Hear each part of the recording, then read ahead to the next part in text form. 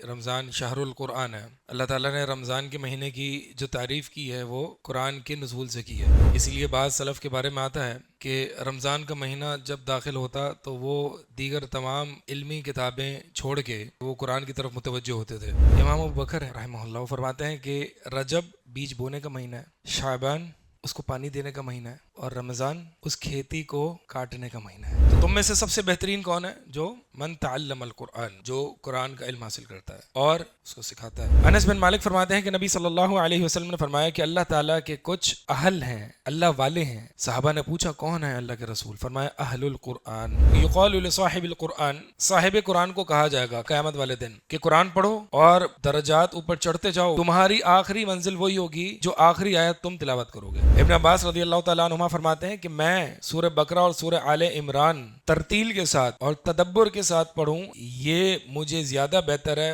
بجائے اس کے کہ میں ایک ہی ساتھ جو ہے وہ جلدی سے پورا قرآن پڑھ دوں۔ ان الحمد للہ نحمده ونستعینه ونستغفره ونعوذ باللہ من شرور انفسنا ومن سیئات اعمالنا، من يهده الله فلا مضل له ومن يضلل فلا هادي له، واشهد ان لا الہ الا اللہ وحدہ لا شریک له، واشهد ان محمدا عبدہ ورسولہ۔ اما بعد فان خیر الحدیث کتاب اللہ وخیر الهدی هدی محمد صلی اللہ علیہ وسلم، وشر الامور محدثاتها وکل محدثۃ بدعہ وکل بدعۃ ضلالہ وکل ضلالۃ فی النار۔ مختصر منہاج القاصدین سے یہ جو کچھ ابواب ہیں اور کچھ کتب ہیں اس کا انتخاب کیا گیا ہے، اور پچھلے 3 دنوں میں آپ نے شیخ عدیل سے کچھ ابواب اور مسائل پڑھے اس سے متعلق۔ تو جو میرے حق میں آیا ہے وہ ہے کتاب آداب القرآن و ذکر فضائلہ، قرآن کریم کے آداب اور اس کے فضائل کا ذکر۔ یہ موضوعات کا انتخاب کرنے کا مقصد ایک یہ ہے کہ قرآن، یہ رمضان شہر القرآن ہے، شہر رمضان الذی انزل فیہ القرآن۔ اللہ تعالیٰ نے رمضان کے مہینے کی جو تعریف کی ہے وہ قرآن کے نزول سے کی ہے۔ تو اس کا مطلب رمضان قرآن، قرآن رمضان۔ اسی لیے بعض سلف کے بارے میں آتا ہے کہ رمضان کا مہینہ جب داخل ہوتا تو وہ دیگر تمام علمی کتابیں چھوڑ کے، فقہ کی کتابیں چھوڑ کے وہ قرآن کی طرف متوجہ ہوتے تھے اور قرآن پڑھتے تھے، کثرت سے تلاوت کرتے تھے۔ بعض سلف کے بارے میں آتا ہے کہ وہ ایک دن میں ایک قرآن ختم کرتے ہیں، بعض کے آتا ہے کہ امام شافعی کے بارے میں آتا ہے ایک دن میں 2 قرآن ختم کرتے ہیں۔ تو یہ بات آگے آئے گی انشاءاللہ، تب ہم تھوڑا سا اس پہ روشنی ڈالیں گے۔ تو قرآن کریم، یہ جو ہم عموماً رمضان کی تیاری پر بات کرتے ہیں نا کہ رمضان کی تیاری کیسے کریں، عموماً ہمارا فوکس یہ ہوتا ہے کہ رمضان کی تیاری کیسے کریں، ہم نے رمضان میں کیا کیا کرنا ہے، 1 2 3 4 5 6، ایسا ہی ہے۔ رمضان کی تیاری رمضان میں نہیں ہوتی، رجب سے ہوتی ہے۔ امام ابوبکر ہیں رحمہ اللہ، وہ فرماتے ہیں کہ رجب کھیتی کا مہینہ، بیج بونے کا مہینہ ہے، شعبان اس کو پانی دینے کا مہینہ ہے، اور رمضان اس کھیتی کو کاٹنے کا مہینہ ہے۔ تو رمضان، ہم کیا کرتے ہیں، ہم رمضان میں بیج بوتے ہیں، تبھی ہمارا رمضان پروڈکٹیو نہیں ہوتا، تبھی ہماری قرأت قرآن، قیام اللیل، دعائیں صرف رمضان تک محدود ہوتی، رمضان کے بعد ہم نہیں کر پاتے۔ کیوں؟ کیونکہ بیج ہم نے کب بوئے؟ رمضان میں، اور پھر جب کھیتی نکلنے کا وقت آتا ہے تو شیطان نکل کے باہر آ جاتا ہے اور دیگر مسئلے پیدا ہو جاتے ہیں۔ تو اس لیے ہمارا گراف جو ہے نا رمضان میں چلتا ہے، جی بہت سارا قرآن پڑھ لیا، قرأت کر لی، دعائیں کر لی، پھر فوراً نیچے۔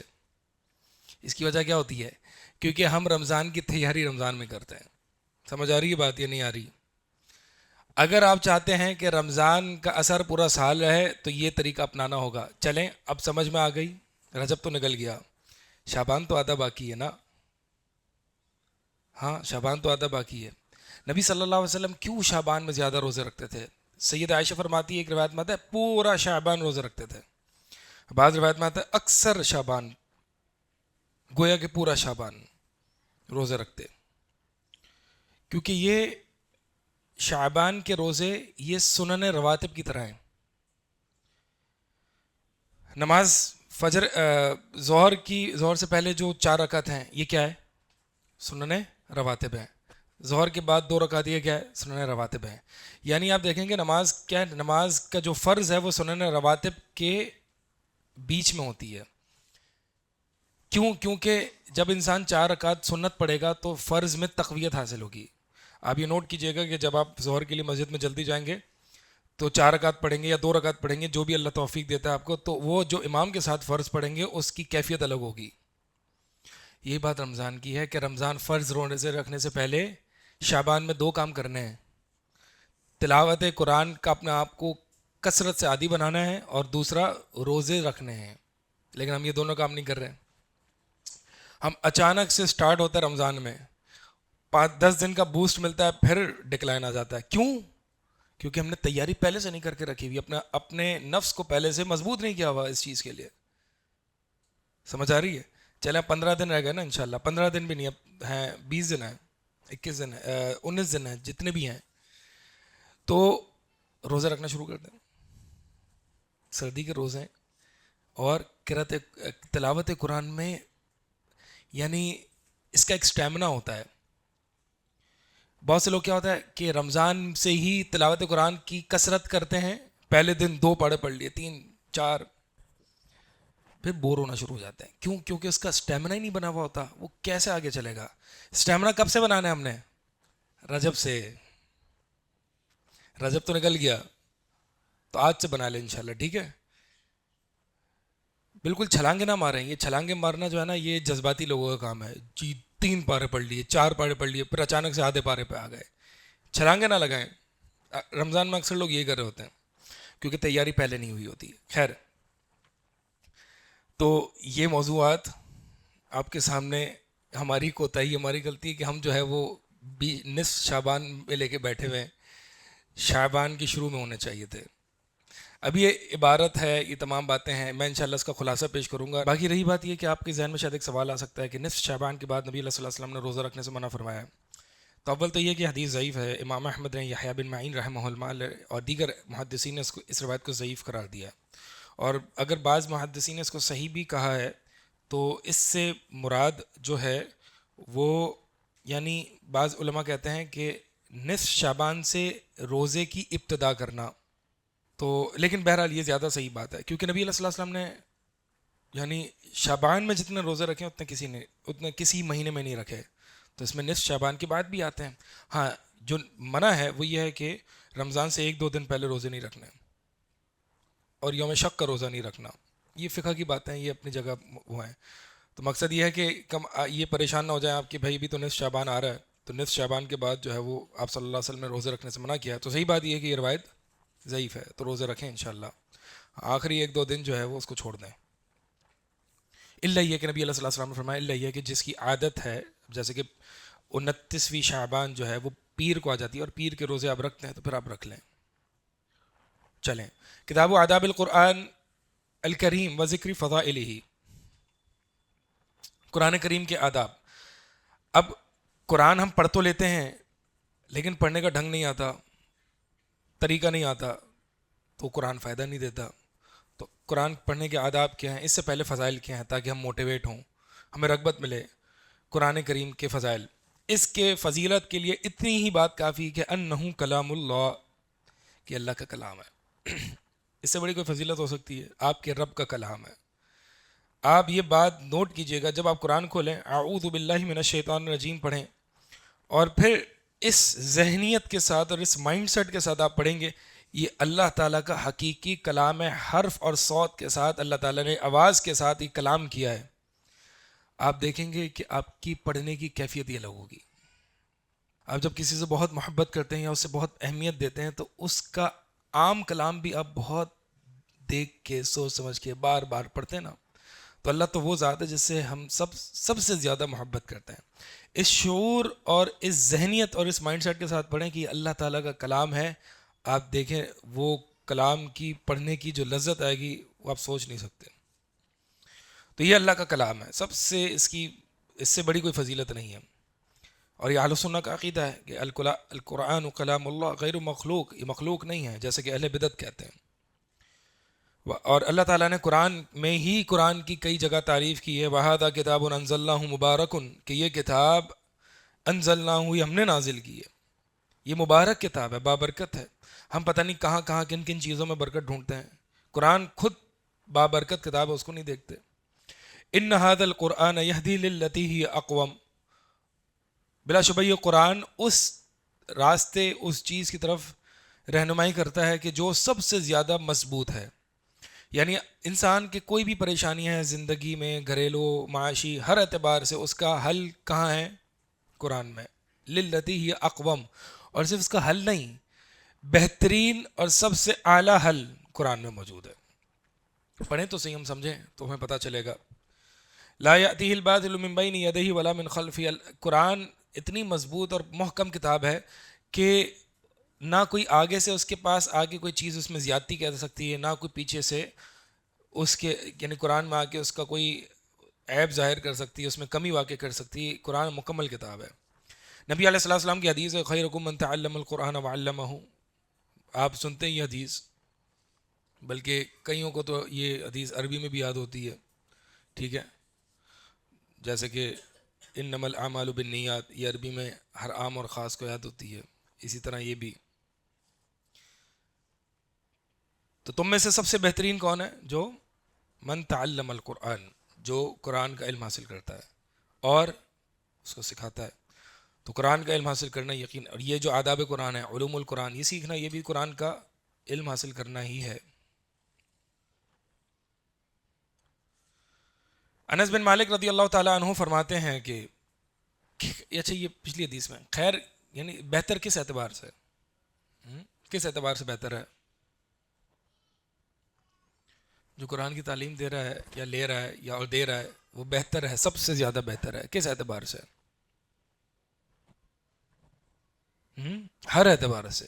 یہ عموم ہے اس میں، ہر اعتبار سے یہ اعلیٰ شخصیت ہے، یہ آئیڈیل شخصیت ہے.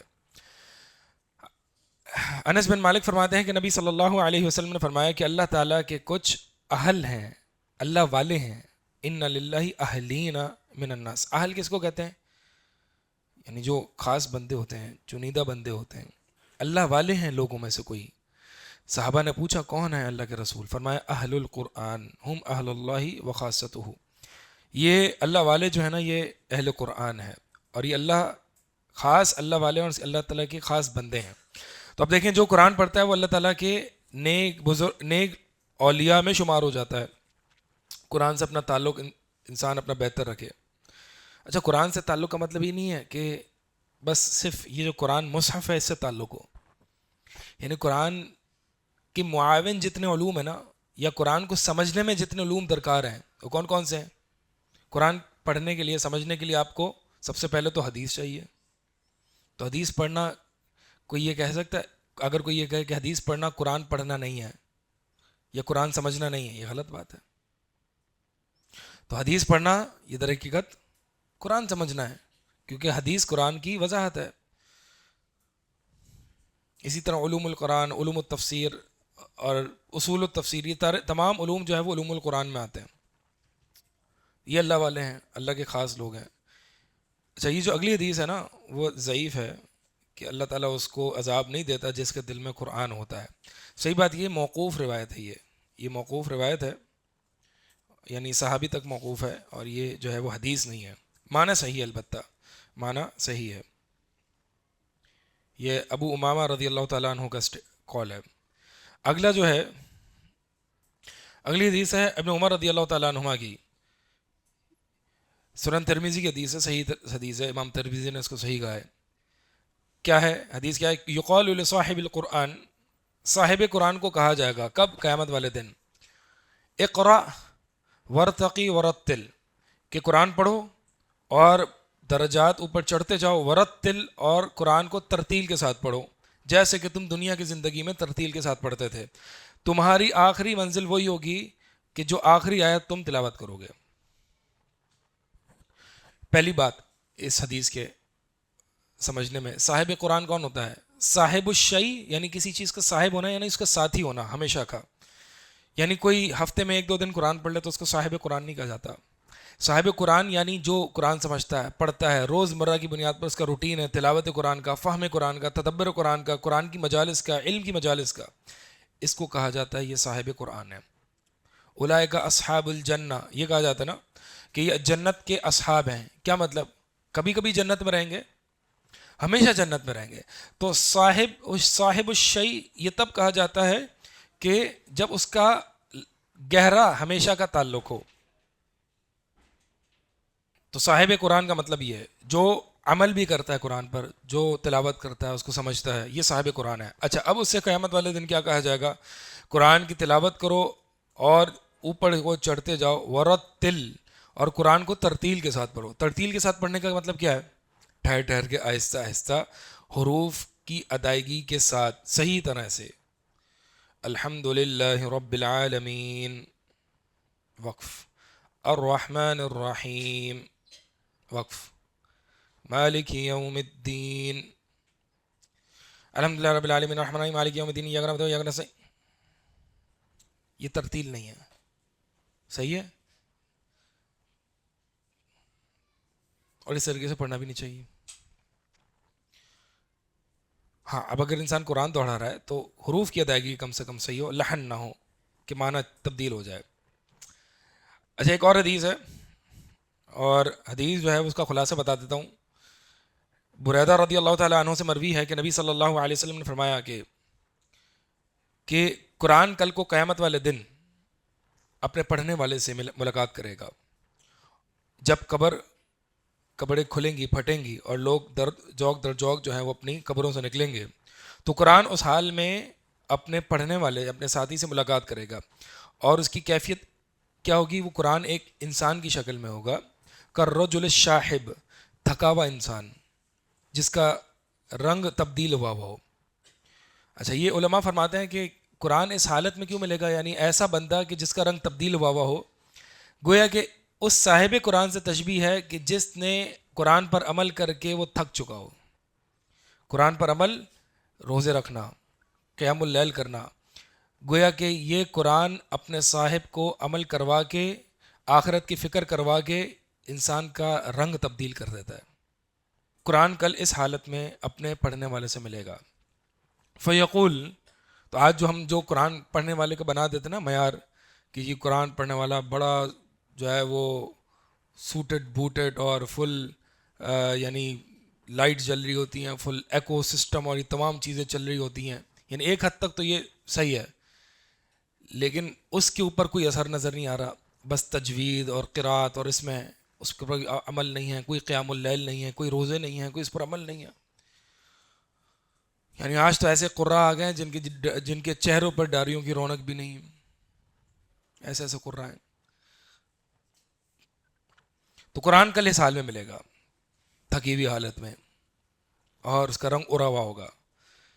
اور کیا کہے گا؟ یعنی قرآن اس انسانی شکل میں آ کے اپنے صاحب سے کہے گا کہ حل تعرفونی، تو مجھے جانتا ہے؟ کہا نہیں، میں تو نہیں جانتا. کون ہے تو؟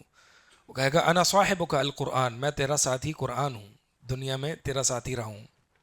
الذی، وہ ساتھی جو کہ ازمعتک فی الحواجر، گرمیوں کے موسم میں تجھے میں پیاسا رکھتا تھا، واسہرت لیلک، اور تجھے راتوں کو جگا کے رکھتا تھا. یعنی تو صاحب قرآن تھا، اس کا مطلب کیا ہے؟ کہ تو روزے رکھتا تھا، تو قرآن پر عمل کرتا تھا، قیام اللیل کرتا تھا. وَإِنَّ كُلَّ تَاجِرٍ مِّن وَرَاءِ تِجَارَتِهِ، اور آج ہر صاحب عمل اپنے اپنے عمل کو لے کے آ رہا ہے، اور میں تیرا عمل ہوں. یعنی قرآن کہے گا میں تیرا عمل ہوں، اور میں تمام اعمال سے تیرے لیے کافی ہو جاؤں گا. میرا یعنی تیرا قرآن پڑھنا تمام اعمال سے میں تیرے لیے کافی ہو جاؤں گا. تو اس کو جو ہے وہ پھر دائیں ہاتھ میں جنت کی ملکیت دی جائے گی، بائیں ہاتھ میں اس جنت میں ہمیشہ رہنے کے لیے چابی دی جائے گی، اور اس کے سر پر جو ہے وہ عزت اور وقار کا تاج رکھا جائے گا. اس کے والدین کو 2 چادریں دی جائیں گی کہ جس کی پوری دنیا بھی اگر قیمت چکانا چاہے، یعنی پوری دنیا کی قیمت بھی اس کی قیمت نہیں بن سکتی اس کے والدین کو. اور ان دونوں والدین سے کہا جائے گا پتہ ہے کیوں پہنائی گئی ہے تمہیں یہ 2 چادریں؟ تو کہا جائے گا کہ بِأَخْذِ وَلَدِكُمُ الْقُرْآنَ، تمہارے بچے کے، تمہاری اولاد کے قرآن کی تعلیم کی وجہ سے۔ اس میں دو معنی ہو سکتے ہیں، یا تو تمہارا بیٹا لوگوں کو تعلیم قرآن دیا کرتا تھا اس وجہ سے تمہیں یہ اعزاز ملا ہے، یا پھر تم اپنے بچوں کو تعلیم دیتے تھے اس لیے تمہیں یہ اعزاز ملا ہے۔ پھر اسے کہا جائے گا اقرا وسعد فی درجۃ الجنہ وعغرفها، کہ پڑھو اور درجات جنت میں اوپر چلتے جاؤ۔ یہ درجات جنت در حقیقت یہ اللہ سے قرب بھی ہے۔ اب آپ دیکھیں جو جس کو پورا قرآن یاد ہے وہ ہر آیت پر جو ہے وہ درجات چلتا رہے گا۔ اور بعض اہل علم فرماتے ہیں کہ یہ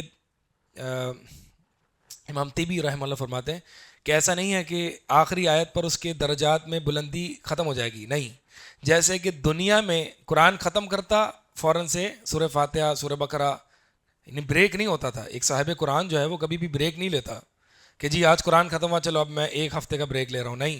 صاحب قرآن کون ہوتا ہے؟ ابھی سورہ ناس پڑھی اور دوسرا قرآن سٹارٹ کر دیا، یعنی بیچ میں جو ختم قرآن وغیرہ کے موقع پر دعائیں کرنی ہیں وہ الگ ہے، یعنی فوراً سے سٹارٹ کر دیا۔ تو ایسے ہی کل اس کو کہا جائے گا قرآن پڑھتا جا جیسے کہ تو دنیا میں پڑھتا جاتا تھا، اور کبھی یہ تیرے درجات کی بلندی میں کوئی رکاوٹ نہیں آئے گی جیسے کہ دنیا میں تو پڑھتا رہتا تھا۔ تو یعنی اس قول کے مطابق جو ہے وہ ایک صاحب قرآن ہمیشہ جنت کے درجات میں بلندی کے درجات چلتا رہے گا۔ اور بعض علماء فرماتے ہیں کہ یہ قرآن کا تلاوت کرنا یہ ہمیشہ یہ اس کی سانس کی طرح ہوگا، جیسے کہ اہل جنت کو جو ہے وہ تسبیحات، جیسے کہ انسان سانس لیتا ہے دنیا کی زندگی میں، ایسی وہ تسبیحات اور تلاوت قرآن کرے گا، اور یہ ایک اس کو الگ لذت ملے گی کہ ہر وقت قرأت قرآن، لیکن وہ بے اختیاری ہوگی اور وہ چلتی رہے گی جیسے کہ انسان سانس لیتا ہے۔ آگے عبداللہ بن مسعود رضی اللہ تعالیٰ عنہ کا قول ہے، فرماتے ہیں کہ ینبغی لحامل القرآن ان یعرف بلیلہ اذا الناس نائمون، کہ حامل قرآن یعنی قرآن کا پڑھنے پڑھانے والا صاحب قرآن، یہ اس آپ میں سے کتنے لوگ حافظ ہیں؟ 3 4؟ اچھا، صاحب قرآن کا اطلاق صرف حافظ پر نہیں ہوتا، ٹھیک ہے، یعنی جس کا قرآن کے ساتھ تعلق ہو گہرا روز کا۔ تو حامل قرآن کو یعنی قرآن کا جو صاحب ہے اس کی یہ لائق ہے کہ وہ پہچانا جائے اپنی راتوں سے جب لوگ سو رہے ہوں، اپنے دن سے کہ جب لوگ کھا پی رہے ہوں یعنی وہ روزے سے ہو، اور اپنے غم سے کہ جب لوگ موجے کر رہے ہوں، عیاشیاں کر رہے ہوں، تو یہ صاحب قرآن غم زدہ ہو فکر آخرت میں۔ وَبِبُكَائِهِ إِذَا النَّاسِ يَضْحَكُونَ، اور صاحب قرآن کی لائق ہے کہ وہ روتے ہوئے یعنی وہ پہچانا جائے اس کے رونے سے کہ جب لوگ ہنس رہے ہوں۔ وَبِصَمْتِهِ النَّاسُ يَخُوضُونَ، اور جب لوگ فضول باتوں میں پڑے ہوئے ہوں تو اس کی خاموشی سے، ایک صاحب قرآن کی خاموشی یہ بتاتی ہے کہ یہ صاحب قرآن ہے۔ وَبِخُشُوعِهِ إِذَا النَّاسُ يَخْتَالُونَ، اور صاحب قرآن جو ہے اپنے خشوع سے پہچانا جائے کہ جب لوگ تکبر کر رہے ہوں۔ وَلَا يَنبَغِي أَن يَكُونَ جَافِيًا وَلَا غَافِلًا، اور صاحب قرآن کی یہ لائق نہیں ہے کہ وہ سخت لہجہ ہو اور غافل ہو، اور ولا سخابن، اور چیخ و پکار کرنے والا ہو، ولا حدیدن، اور بہت زیادہ سخت الفاظ استعمال کرنے والا ہو، یعنی چیخ و پکار کرنے والا یہ صاحب قرآن نہیں ہے۔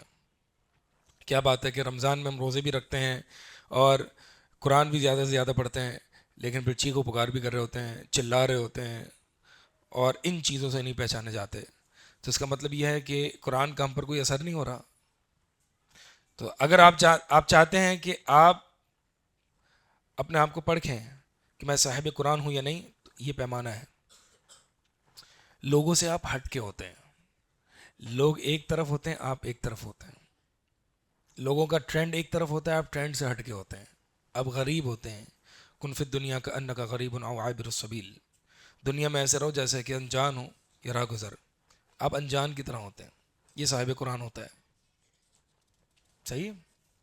آگے فضیل بن عیاض کا قول بھی اسی طرح ملتا جلتا ہے، اس کو ہم سکپ کرتے ہیں۔ امام احمد بن حنبل آگے ہیں، فرماتے ہیں کہ میں نے اپنے رب کو خواب میں دیکھا۔ اچھا، اس میں اہل علم کا کچھ اختلاف ہے کہ کیا خواب میں اللہ کو رؤیت قلب سے دیکھا جا سکتا ہے یا نہیں۔ تو نبی علیہ الصلوۃ والسلام نے تو دیکھا ہے اللہ تعالیٰ کو خواب میں، لیکن رؤیت بصر نہیں، آنکھوں سے نہیں، لیکن دل کی آنکھ سے دیکھا ہے۔ وہ ایک مشاہدہ ہوتا ہے، وہ ایک کیفیت ہوتی ہے، وہ اللہ بہتر جانتا ہے۔ لیکن بہرحال امام احمد رحمہ اللہ فرماتے میں نے اپنا رب کو منام خواب میں دیکھا. میں نے کہا ہے میرے رب، سب سے زیادہ جو تیرے سے تجھ سے قریب ہونے والے بندے کس چیز کے ذریعے تجھ سے قریب ہوتے ہیں؟ تو اللہ تعالیٰ نے فرمایا بکلامی یا احمد یا ربی، یعنی بکلامی، کہ احمد میرے کلام سے میرے سب سے زیادہ لوگ قریب ہوتے ہیں. تو میں نے کہا یا ربی بفہم او بغیر فہم، کیا یہ قرآن فہم کے ساتھ پڑھنا یا بغیر فہم کے پڑھنا کس سے زیادہ قریب ہوتے ہیں؟ تو اللہ تعالیٰ نے فرمایا بفہم و بغیر فہم، چاہے سمجھ کے پڑھو چاہے سمجھ کے ساتھ نہ پڑھو، یہ قرآن انسان کو اللہ سے قریب کر دیتا ہے. اچھا، یہ بات بھی سمجھنی چاہیے کہ قرآن صرف اور صرف تلاوت بھی نہ، یہ نیکی ہے اور عبادت ہے اور اس کے بڑے فضائل ہیں. اگر انسان سمجھ کے بھی نہ پڑھے، صرف اور صرف تلاوت بھی یہ فضیلت ہے، عبادت ہے اور بہت عظیم عبادت ہے. ہاں، لیکن اس کا مطلب یہ نہیں ہے کہ تلاوت کی کثرت کی وجہ سے ایک انسان جو ہے وہ قرآن کے معانی سے غافل ہو جائے، بلکہ قرآن کو سمجھ کے پڑھنا چاہیے. قرآن کا مقصد جو ہے وہ کیا ہے؟ تدبر ہے. اللہ تعالیٰ نے قرآن اس لیے اتارا ہے کہ ہم غور و فکر کریں، تدبر کریں. آگے جو ہے وہ آداب التلاوہ، تلاوت کے آداب. تلاوت کے آداب کیا ہیں؟ تلاوت کیسے کرنی ہے؟ لیٹے ہوئے کرنی ہے، چلتے پھرتے موبائل میں کرنی ہے، کیسے کرنی ہے؟ ینبغی لقارئ القرآن ان یکون علی وضو، کہ قاری قرآن کے لیے یہ لائق ہے کہ وہ باوضو ہو کے قرآن پڑھے. اچھا، یہ جمہور اہل علم کا یہ موقف ہے کہ مصحف کو بغیر وضو کے ہاتھ نہیں لگا سکتے، کسی نہ کسی حائل یا کسی واسطے کے ذریعے آپ اس کو اٹھا کے رکھ سکتے ہیں، لیکن بے وضو جو ہے وہ آپ مصحف کو ہاتھ نہیں لگا سکتے قرآن. لیکن آپ بے وضو آپ قرآن پڑھ سکتے ہیں اپنے حافظے سے موبائل میں. لیکن اگر جنبی حالت ہے، حالت جنابت میں انسان نہ حافظے سے قرآن پڑھ سکتا ہے نہ موبائل سے پڑھ سکتا ہے اور مصحف کو بالاولیٰ ہاتھ نہیں لگا سکتا. تو فی یعنی اور کیا ہے، باوضو ہو کے پڑھے، ادب کے ساتھ پڑھے، سر جھکا کر پڑھے. ایسا نہیں کہ یہاں پڑھ رہا ہے یہاں وہاں دیکھ بھی رہا ہے، ایک آیت پڑھی جی یہاں دیکھا وہاں دیکھا، موبائل نکال کے سوشل میڈیا دیکھ رہا ہے. اللہ کا کلام پڑھ رہا ہے. کسی آپ کو کسی اہم کوئی میسج آتا ہے واٹس ایپ پہ یا ای میل آتی ہے تو آپ ایسے پڑھتے ہیں.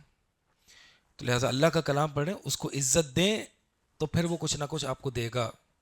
اگر اس کو ایسے بے دہانی میں غفلت کی طرح سے پڑھیں گے کہ باتیں بھی چل رہی ہیں جی، ہر ایک تو ہے نا کہ انسان کو یاد ہے اور وہ حفظ کی دہرائی ہے. حفظ کی دہرائی الگ چیز ہے.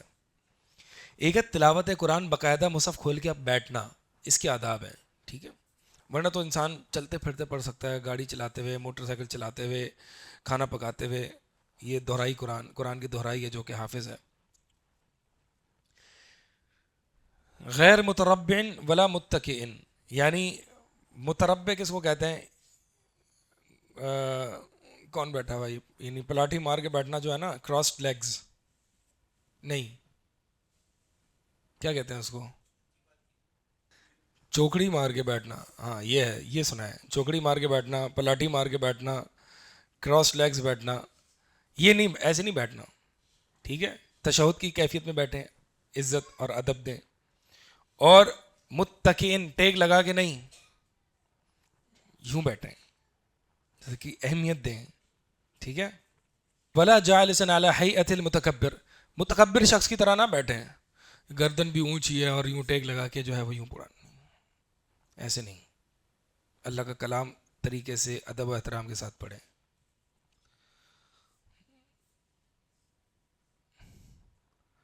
اچھا آگے کیا ہے؟ آگے فرما رہے ہیں وَأَفْضَلُ الْأَحْوَالِ، قرآن پڑھنے کا سب سے افضل حالت کون سی ہے؟ أَن يَقْرَأَ فِي الصَّلَاةِ قَائِمًا، نماز میں پڑھے. یہ جو پوائنٹ ہے نا، یہ اکثر لوگوں کو نہیں پتہ ہوتا. اب مثال کے طور پر آپ فجر کے بعد قرآن پڑھتے ہیں، اگر کسی کی عادت ہے فجر کے بعد، ویسے تو ہونی چاہیے. یعنی ایک تو ہے نا کہ قیام اللیل میں آپ قرآن پڑھ رہے ہیں، قیام اللیل کو لمبا کریں، مصحف ہاتھ میں لے کے آپ قرآن پڑھیں. ٹھیک ہے. اور اگر آپ یعنی فجر کے بعد پڑھ رہے ہیں اور سورج طلوع ہو چکا ہے، تو آپ کو اگر ایک پارہ پڑھ رہے ہیں یا آدھا پارہ پڑھنا ہے تو آپ مصحف کو اٹھا کے آپ نماز میں پڑھ لیں. اس سے جو ہے وہ دو عبادتوں کے ثواب آپ کو ایک ہی اس میں مل جائے گا. آپ بیٹھ کے مصحف ہی پڑھیں گے نا، نماز میں پڑھ لیں. اگر اوقات نہیں ہیں یعنی منع کردہ اوقات نہیں ہیں تو آپ جو ہے وہ نماز میں پڑھیں. تو افضل حالت یہ ہے کہ انسان نماز میں قرآن پڑھے، الا یہ کہ بہت تھک جائے تو پھر جو ہے وہ نماز سے باہر پڑھ لے. وَأَن يَكُونَ فِي الْمَسْجِدِ، اور یہ کہ وہ مسجد میں قرآن پڑھے. مسجد اللہ کا گھر ہے، اس کی الگ برکات ہیں. فَأَمَّا مِقْدَارُ الْقِرَاءَةِ فَقَدْ اخْتَلَفَتْ فِيهَا عَادَاتُ السَّلَفِ. ہاں، کتنا قرآن پڑھنا چاہیے، اس میں سلف صالحین کی عادات مختلف ہیں. ان میں سے بعض ایسے ہیں کہ جو ایک دن اور رات میں قرآن ختم کرتے ہیں. عثمان بن عفان کے بارے میں آتا ہے ایک رکعت وتر میں پورا قرآن ختم کر دیتے تھے. اچھا، اب سوال یہ ہے کہ حدیث میں تو منع ہے کہ 3 دن سے قرآن ہم نے ختم نہیں کرنا. جواب یہ ہے اس کا کہ جو افضل اوقات اور افضل زمانے ہیں نا، اس میں یہ استثناء موجود ہے. سلف صالحین ایک ایک دن میں قرآن ختم کیا کرتے تھے. تو رمضان جو ہے وہ ان مواقع اور ان زمانوں میں سے ہے کہ جہاں پر 3 دن سے کم انسان قرآن ختم کر سکتا ہے، لیکن بشرط یہ ہے کہ اس کی قرات، حرف، تجوید سب پراپر اچھے طریقے سے ہو. ٹھیک ہے، تو یہ علماء اہل علم پڑھتے تھے. تو دیکھ لیجئے ایسا نہ ہو کہ انسان جو ہے وہ بس جو پڑھ رہا ہے نیند میں پڑھ رہا ہے، اس کو نیند بھی آ رہی ہے. اور جس طریقے سے لوگ کثرت تلاوت کے چکر میں جو لوگ کر رہے ہوتے ہیں وہ بھی اس سے بھی مسائل پیدا ہوتے ہیں. تو مقصد یہ ہے کہ حروف کی ادائیگی وغیرہ صحیح ہو، معنی تبدیل نہ ہو جائے. تو ان میں سے کچھ وہ تھے کہ جو ایک دن اور رات سے زیادہ قرآن ختم کرتے. کچھ ایسے تھے اسلاف میں سے جو 3 دن میں ایک دفعہ قرآن ختم کرتے، اور کچھ جو ہے وہ ہفتے میں. اکثر اسلاف رمضان کے علاوہ اکثر اسلاف ہفتے میں ایک ہفتے میں ایک قرآن ختم کرتے تھے. کیونکہ ایک پورا جو ہفتہ ہے نا وہ ایک زندگی کی طرح ہے. اور یعنی ریپیٹیشن کی طرح ہے نا، جیسے کہ پورا ہفتہ ریپیٹ ہوتا ہے نا ہر دفعہ.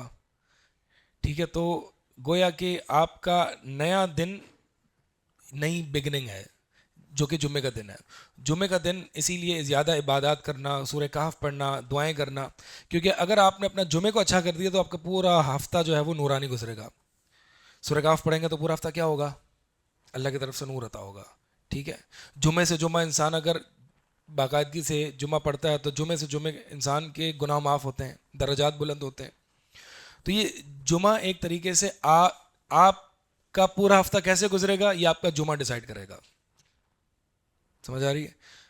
یہ آپ کا جمعہ ڈیسائیڈ کرے گا. جمعے کو آپ کی زیادہ دعائیں ہیں اللہ تعالیٰ سے، خاص طور پر اس وقت عصر کے بعد، کہ جہاں پہ ایک گھڑی ایسی ہے کہ جہاں پہ اللہ تعالیٰ سے جو دعا مانگی جائے اللہ تعالیٰ قبول کرتا ہے.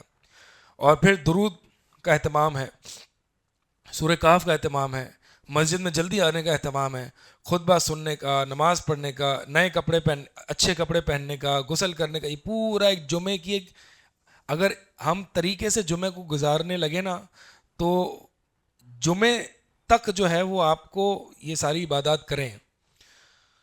تو خیر مقصد یہ ہے کہ انسان کو چاہیے کہ اگر وہ کر سکتا ہے ہفتے میں ایک قرآن ختم تو ٹھیک ہے، اگر نہیں تو اس میں یہ بھی لکھا ہوا ہے کہ بعض اسلاف کی عادت تھی وہ مہینے میں ایک قرآن ختم کرتے تھے. اور اس کی وجہ یہ ہوتی تھی کہ وہ تدبر میں، غور و فکر میں، قرآن کے معنی کو سمجھنے میں، تفسیر میں، نشر علم میں، دعوت دین میں زیادہ مصروف ہوتے تھے. تو حسب ضرورت، حسب مصروفیت، حسب مشغولیت انسان جو ہے وہ قرآن ختم کرے. بس یہ نہ ہو کہ انسان جو ہے وہ قرآن کی تلاوت کی کثرت کے چکر میں جو دیگر دین کے فرائض ہیں اس سے غفلت نہ برتے. یعنی وہ بس تلاوت کیے جا رہا ہے. آج ہم میں سے کتنے لوگ ہیں جو تلاوت کی کثرت تو بہت سالوں سے کر رہے ہیں. آپ دیکھیں گے بڑی عمر کی خواتین ہوتی ہیں، بڑی عمر کے حضرات ہوتے ہیں، کچھ ان کو قرآن میں کیا ہے اس کو کچھ بھی نہیں پتا ہوگا، سورہ فاتحہ تک بھی نہیں صحیح معنی آتا ہوگا، لیکن وہ ہر ہفتے قرآن ختم ہو رہے ہیں. تو انسان کو میانہ روی اختیار کرنی چاہیے کہ جو قرآن میں اللہ تعالیٰ نے جو اتارا ہے اور جو مقصد ہے، جو معانی ہے، اس پر بھی غور و فکر کرنا چاہیے. ابن عباس رضی اللہ تعالیٰ عنہما فرماتے ہیں کہ میں سورہ بقرہ اور سورہ آل عمران ترتیل کے ساتھ اور تدبر کے ساتھ پڑھوں یہ مجھے زیادہ بہتر ہے بجائے اس کے کہ میں ایک ہی ساتھ جو ہے وہ جلدی سے پورا قرآن پڑھ دوں. تو کوالٹی بھی ہونی چاہیے اس میں، مجالس سے علم میں، قرآن کی مجالس میں، تفسیری مجالس میں انسان کو حاضر ہونا چاہیے. البتہ رمضان میں جس عبادت، یعنی قرآن کی عبادات بہت ساری ہے نا. ایک قرآن کی عبادت ہے نماز میں پڑھنا. ایک قرآن کی عبادت ہے ایسی مصحف کو، یعنی مصحف سے پڑھنا. مصحف سے پڑھنا یہ الگ عبادت ہے. اور جو مصحف سے پڑھتا ہے اس کو قرات قرآن و نظر فی المصحف دونوں کا ثواب ملتا ہے. ٹھیک ہے, اسی لیے سلف صالحین سے یہ بات ثابت ہے. اور عبداللہ بن مسعود رضی اللہ تعالیٰ عنہما کا قول بھی ہے کہ مصحف میں زیادہ دیکھنا, اور کہاں ہے وہ آیت, وہ قول آگے ہے کہیں, یعنی مصحف میں دیکھنا ایک عبادت ہے. تو سلف صالحین جو ہے وہ مصحف میں, کیونکہ حافظے سے ہے کیا قرآن پڑھنا, اب جو حافظ ہوتے ہیں نا وہ مصحف سے اتنا پڑھتے نہیں ہیں, اور جب ایسا ہوتا ہے تو پھر وہ بس ان کا کنسرن یہی ہوتا ہے کہ بس قرآن کسی طریقے سے ریوائز کرتے رہیں, اور پھر جو ہے وہ جو غور و فکر ہے, جو فہم ہے, اس سے وہ نہیں ہوتے. ٹھیک ہے, تو نظر فی المصحف یعنی مصحف کو دیکھ کے پڑھنا یہ الگ عبادت ہے, اور قرأت قرآنی الگ عبادت ہے. تو میں بتا رہا تھا کہ قرآن کے سے متعلق کون کون سی عبادات ہیں. قیام اللیل ہے, یا کوئی بھی نوفل ہے جس میں آپ قرآن پڑھتے ہیں. دوسرا مصحف میں دیکھنا. تیسرا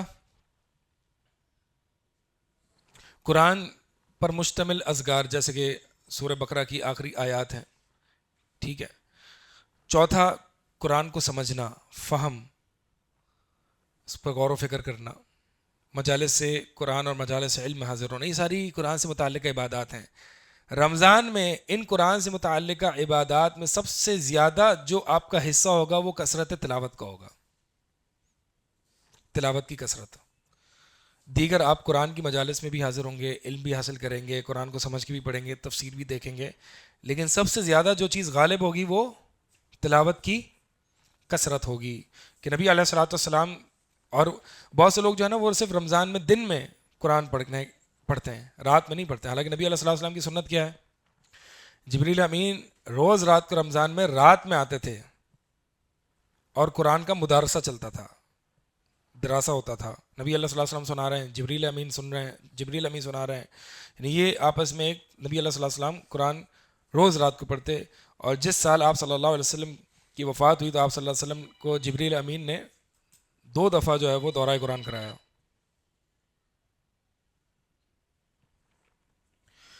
تو کثرت تلاوت یہ آپ کا ہدف ہونا چاہیے. ٹھیک ہے, اور فہم قرآن بھی کریں اور دیگر چیزیں, لیکن سب سے زیادہ جو ہے وہ حصہ آپ کا تلاوت قرآن میں ہو. تو قرآن سے متعلق تلاوت قرآن ہے, القیام بالقرآن ہے, النظر فی المصحف ہے. کچھ عربی سمجھ میں آ رہی ہے, جلدی تو نہیں جا رہا میں. قرآن سے متعلق عبادات جو ہیں وہ نماز میں قرآن پڑھنا, بیٹھ کے قرآن پڑھنا, مصحف سے قرآن پڑھنا, قرآن کو یاد کرنا, قرآن کو دہرانا, قرآن کے پر مشتمل اذکار پڑھنا. قرآن پر مشتمل اذکار میں سورہ بقرہ بھی آتی ہے. جس گھر میں سورہ بقرہ پڑھی جاتی ہے وہ اس میں شیطان نہیں آتا. تو یہ ذکر ہے نا یہ, لیکن یہ قرأت قرآن پر مشتمل ہے. ٹھیک ہے, تو یہ جتنی رقیہ ہے, دم ہے, یہ ساری قرآن سے متعلقہ عبادات ہیں. رمضان میں سب سے زیادہ حصہ آپ کا کثرت تلاوت پر ہوگا, اور یہی سلف کا طریقہ ہے. آگے کیا ہے, آگے امام عثمان بن عفان کا ہے کہ وہ 1 رکعت میں جو ہے پورا قرآن پڑھتے تھے. ٹھیک ہے, کہ 1 رکعت میں پورا قرآن پڑھا جا سکتا ہے؟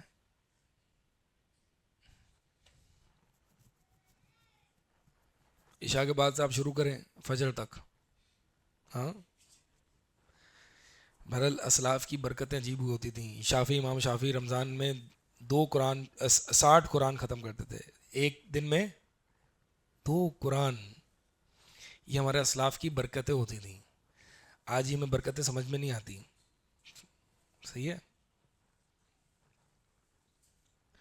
اور ابن مسعود فرماتے ہیں کہ من ختم القرآن فلہ دعوۃ مستجابہ, یہ جو قرآن کریم کو ختم کرتا ہے, یعنی ایک قرآن ختم کرتا ہے تو اس کی دعا مستجاب ہوتی ہے. اور انس بن مالک رضی اللہ تعالیٰ عنہ سے ملتا ہے نا کہ جب وہ قرآن ختم کرتے تو اپنے اہل و عیال کو بلا کے دعائیں کرتے. تو ختم قرآن پر دعا ثابت ہے, لیکن کوئی خاص دعا نہیں. کوئی خاص دعا نبی علیہ الصلوۃ والسلام سے وارد نہیں ہوئی جو مصحف کے اینڈ میں اختتام پر کوئی ختم قرآن کی دعا لکھی ہوتی ہے, وہ سنت سے ثابت نہیں ہے. آپ کوئی بھی دعا کریں, فیملی والوں کے ساتھ کریں اور گھر والوں کے ساتھ کریں, اپنے ان کو بٹھائیں کہ آج میرا قرآن ختم ہوا ہے, چلیں آپ سب اپنے اپنے طور پر دعائیں کریں, کوئی مسئلہ نہیں. ٹھیک ہے. تو یہ دعا مستجاب ہوتی ہے. اچھا، اور یہ بھی ہے کہ قرآن کریم میں بعض سلف سے منقول ہے کہ امام احمد رحمہ اللہ سے بھی یہ بات منقول ہے کہ قرآن کوئی شخص اگر دن کے ابتدائی حصے میں قرآن ختم کرتا ہے تو پورا دن ملائکہ اس کے لیے اس پر صلات بھیجتے ہیں، یعنی اس کے لیے مغفرت کی دعائیں کرتے ہیں اللہ تعالیٰ سے، اس پر رحمت کی دعائیں کرتے ہیں.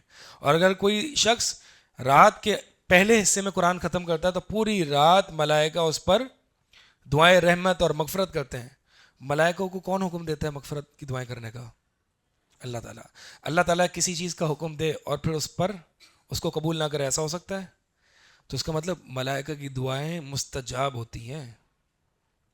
ملائکہ اگر کسی بندے کے لیے مغفرت اور رحمت کی دعا کر لینا اس کا بیڑا پار ہو جاتا ہے. یہ ملائکہ کی دعا کوئی ہلکی دعا نہیں ہے.